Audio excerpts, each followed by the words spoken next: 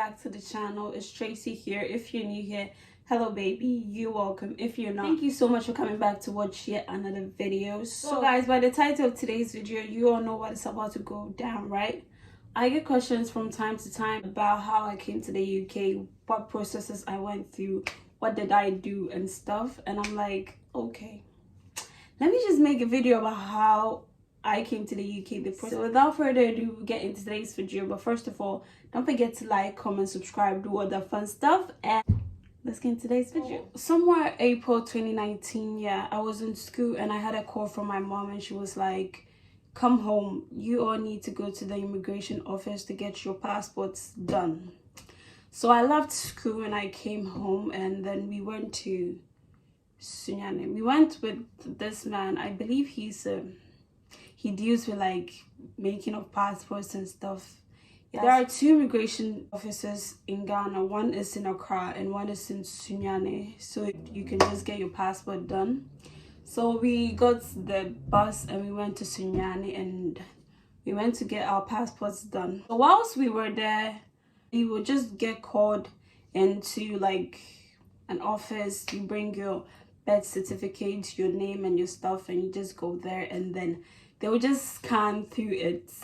I don't know what they were doing, but I went and they were like, what is your name? And I said my name, and they was like, the name you have on your document, the document you have is not the same name we have here. So my name is like Tracy Adesifa, so it's like Adesifa Tracy, yeah. And all my siblings have two names. They just go by their name and their surname, but I had three names for some reason, like, yeah. So they had made the Sifa my surname and the Ade my other name. So instead of Adesifa Tracy, was Sifa Ade Tracy. Like, are you really their sibling, or is like you have just added yourself to these people? And I was going through it. I was just like, oh, you can't do it. You have to do like an affidavit. Is that how they say it? Yeah, to change my name. And the affidavits or the process where I could change my name could take like a few months, and it was like 500 cedis or something. I'm just guessing. I don't really remember everything, but it was like that. And I was just ringing my mom's phone, ringing my dad's phone, because it was like everybody had really done their processes, and I was just here trying to prove that my name is my name. Like, yo. So rule number one, guys, check your documents, check that everything is right. Make sure how your name is on your birth certificate is the same name you present to them before you go to immigration office. Okay, so we're just talking to them and stuff. It's all over the place. I don't remember what happened, but I remember it got sorted. I remember the man we went with knew somebody there, and they just talked it out and it got sorted or something. That is why it's important to know people, be okay. Yeah, so it got sorted and we got everything done, and then our pictures got taken for the passports. So with this passport, there's two ways. There's one way where you can have it quickly. I believe that's an express something, and there's the other way where you can also have it. It could take months. On how urgently you want your passport, you can just take the first one or the second one. I'll just put the names here because I don't remember. I believe we took the urgent one. We took the urgent way to get our passports very quickly. Then after we were done, we just went back to Kumasi. So when I went home, my mom told me that we had to do like a DNA test to prove that we were related to her. So when I went home, she told me to go to Ofanachi Teaching Hospital in Kumasi. Go and make inquiries at the hospital in Katia. Like, so a couple of months later, we had to come back. I had to come back home, and then we had to do like a mouth swab, and then my grandmother had to sign a couple of documents that she was the one that was taking care of us whilst my mom or my parents weren't here. So we did a mouth swab to prove that we were related to my mom, and then my grandmother had to just stand in and say that she was the one taking care of us and we were under her care. So after a while, we were told to bring our documents to British Embassy in Ghana at Moving Pick. So we went from Moving Pick is in Accra, yeah. You all probably know, but I just like giving details. So we went from Kumasi to Accra, and my sister's friend helped us lodge into like a hotel and everything. The hotel was in like Osu, if I remember. Like the hotel was in Osu, and from Osu to Movenpick was like a distance. So we had to wake up the following day. We had to wake up very early and then take an Uber from Osu to Movenpick. So I believe we woke up very early, just said a prayer to make sure everything and every document that they need were with us. Yeah, so we took an Uber from our hotel to Movenpick. Got there was around 6:30 something. It was very early, and before we entered, there were guards there that searched us. Like, no, they searched the Uber and stuff like that before we were given entry into the hotel. So we went to the hotel, and it was very early. We were supposed to be there at 8 a.m. and we were there at like 6:30. This is how you know Ghanaians are only early when they are just going to take a flight or they have to do something about traveling, because baby, then we are serious. That was very nice, you know, everything was looking cute. So around almost 8 o'clock, my uncle just went to the reception and he told her that we had to submit some documents to the embassy, and then they put down our names and stuff, and then we took a lift to the 3rd floor. And whilst we were there were not a lot, but there were majority of people there. So the line was like from this side to this side, and then we went to join the line.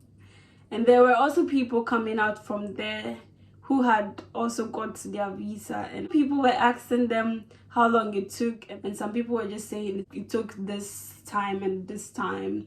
And then I was just looking at them like, so before you go into the embassy, you just hand in your phone and anything that could just be like, hand in our phones and stuff, and then we just proceeded to go through. Just be given a number, and then there's a screen there. You just be looking there. So if your number, they do it 5 at a time. So if your number falls within the 5 numbers there, then you have to just go through. I saw my number and I went through, and then you just give your documents, and she would just ask you a couple of questions. She would ask you if your visa came through or if your passport came through.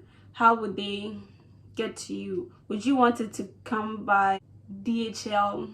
I think so, DHL, or would you come there in person to get it? And I was like, I wanted to come by DHL. She was like, okay. She would just put down the documents and stuff. Then she would just give you some papers in case it doesn't come by DHL and you want to come there and get it. You bring those papers so that they can look at the papers and then give you your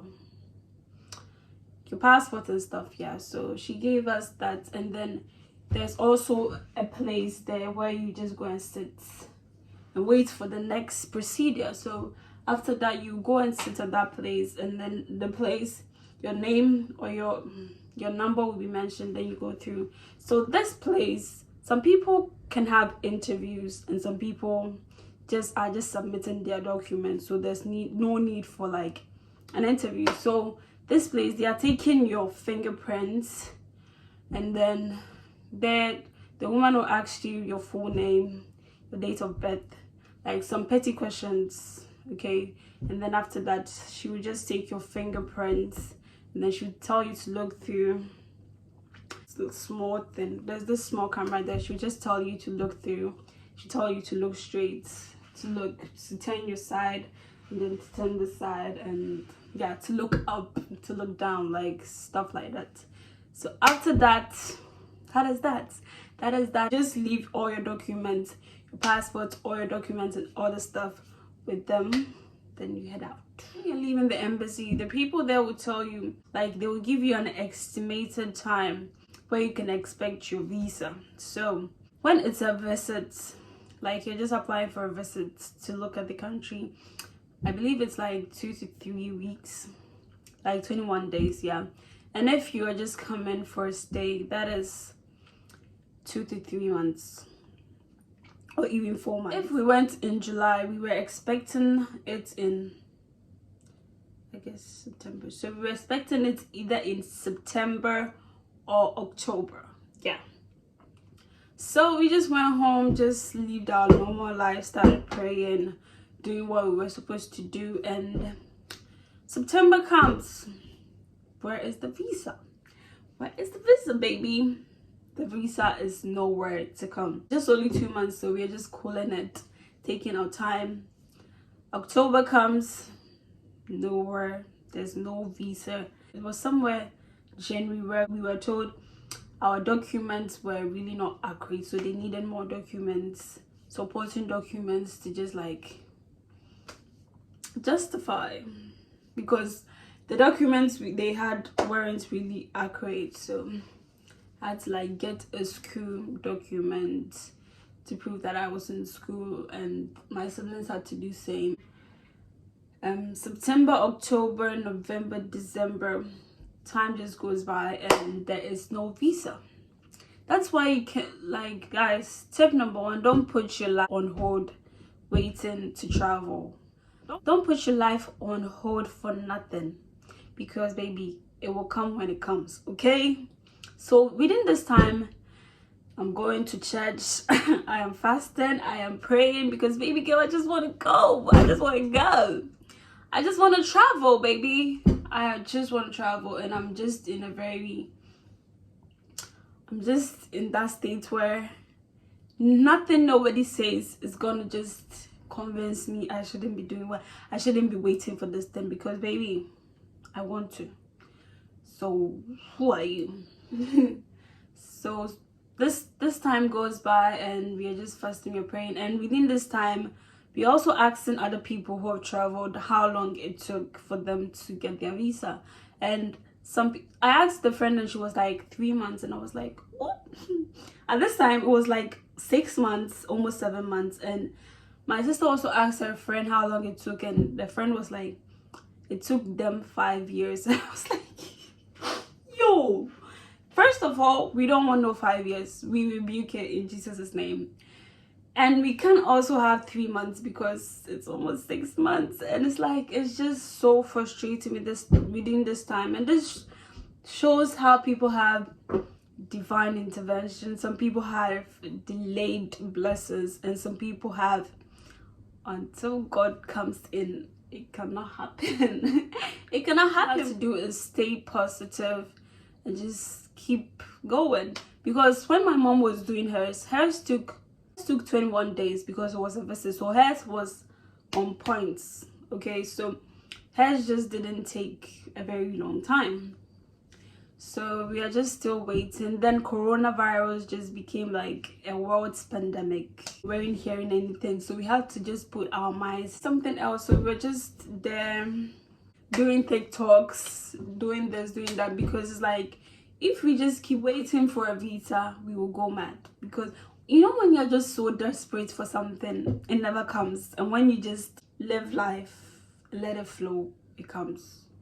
We were just so desperate for this thing to come, so it was never coming. So we are just putting our thoughts into going to church, and we are just going to church. We are doing this, we are doing that. So from January, February, March, April, May, June, July, August, we still didn't hear nothing.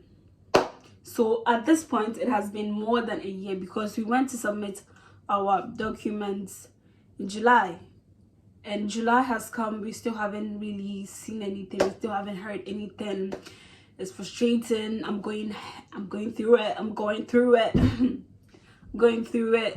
It's just really frustrating and stuff. And it's like, so in September, we were there, and my mom just called, and she was just screaming like, the visa has come, the visa has come. So within that week, we were going to like a revival. My church had this revival, yeah. So from Monday to Friday, we were dedicated to going to this revival, because we are traveling. We will not travel summer now. So we were just going. We went to this revival from Monday to Thursday. So The Friday morning, my mom called and she was like, the visa has come, and she was screaming, she was shouting. We didn't really know the results of what had come. When they message you, yeah, they wouldn't tell you if it was approved or it wasn't approved, if you got accepted or a visa has been accepted or not.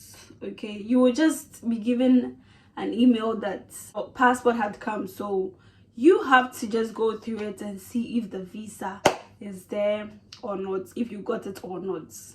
So there's a possibility that you can get it or you cannot get it.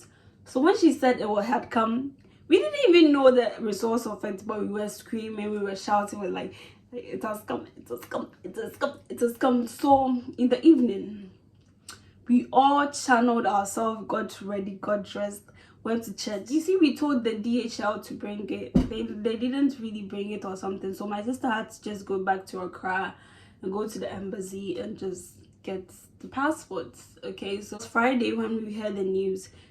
On Monday, she had to just go and get our passports. So she went ahead, and I remember I was washing my clothes here, and then I was just waiting patiently for this girl to call, because it was like she went early in the morning. So around 12 o'clock there, I'm just expecting for this girl to call and say, we didn't give it to you guys, or we gave it to you guys. I mean, I'm not willing to hear we didn't give it to you.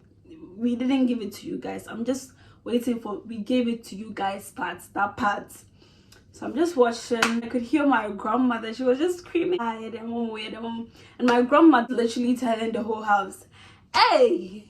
She was just telling everybody, and my sister came back, and then now it was time to book a ticket and then come to the UK. My mom didn't book the ticket right away. It was 4 people, like imagine, and the ticket is very expensive. It ain't cheap. So she had to gather the money. Of course, my father also helped, and then they gathered the money and then booked our tickets. And then here I am now, baby. If you haven't watched the travel vlog, go and watch it. Then that happened. After that happened, I forgot to tell you that we want to have an injection, a flu. What was that? So guys, you have to go and take the yellow fever injection, because you need the yellow fever book, so that when you get to the airport, you wouldn't be asked to go back, because if you don't have it, they will not allow you to travel. So you need it with your passport. When we got to the airport, it was a whole lot of things again. So guys, if you want to hear how we were almost not allowed to take the plane, let me know in the comment section and I'll do it for you guys. You have to get this video to 100 likes though.